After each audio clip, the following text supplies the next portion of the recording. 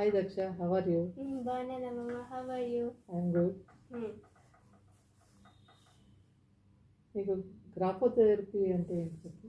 Graphology is the study of handwriting analysis. నేను యాక్చువల్గా kids hand writing development గురించి చెప్దాం అనుకున్నాను. ఆల్రెడీ మీ అందరి చేత ప్రాక్టీస్ చేస్తున్నాను కదా graphotherapy. How you are feeling? Very good, Mama. I improved a lot in my handwriting. గ్రాఫాలజీలో ఇప్పుడు మన హ్యాండ్ రైటింగ్లో ఇంగ్లీష్లో ఆల్ఫాబెట్స్ 26 నెంబర్ ఉంటాయి. అందులో కొన్ని వచ్చేసేసి మనము జోన్స్, కొన్ని అక్షరాలు మనం పైకి రాస్తాం, కొన్ని అక్షరాలు కిందకి రాస్తాం. అంటే బి ఉందనుకో, బి పైకి, బిహెచ్ డి టి ఇవన్నీ మన పైకి రాస్తాం. అదే జి వచ్చేసి జే వై మనం కింద వైపుకి రాయాలి.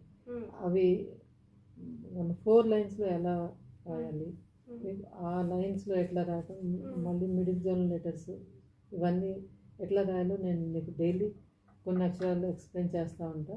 యాక్చువల్గా ఈ 5 ఎలిమెంట్స్ వచ్చేసి ఏంటంటే consistency in letter writing, connectivity ఒకటి, జోన్స్, స్పేసింగ్, స్పీడ్, వీటి గురించి ఎక్స్ప్లెయిన్ చేస్తాను డైలీ. కూర్చుంది.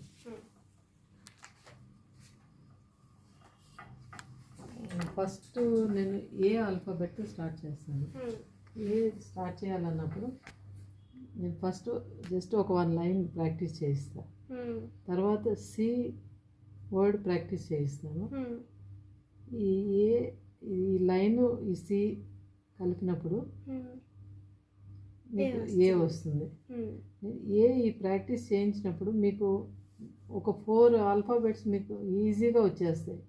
ఏదంటే ఏ నువ్వు రాసావు కదా, జస్ట్ పైకి వెళ్ళిపోయి ఇది డి వస్తుంది. అదే బి అనుకో, ఇలా 1 లైన్ రాసి ఏదైనా సరే, జీ కూడా ఇలాగే ట్రై చేయొచ్చు. ఏ అక్షరం, ఎనీ ఆల్ఫాబెట్ విత్ 0 లాగా రాయగలిగేది, ఏ లాగా రాయగలిగి ఇవన్నీ మనం ఈజీగా రాయొచ్చు. అలాగే నెక్స్ట్ ఇంకా ఎల్ అనుకోండి, ఎల్ కూడా 1 లైన్ ఇలా ప్రాక్టీస్ చేయిస్తాను. ఇదే ఎల్కి లూప్ ప్రాక్టీస్ చేస్తాను.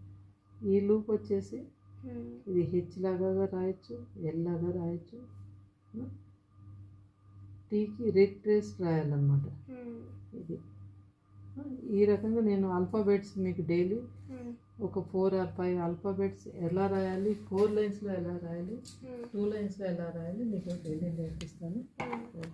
మీకు ఎట్లా ఉంటుంది ఇట్లా చెప్తే? బాగుంటుంది. బాగుంటుంది. ఓకే.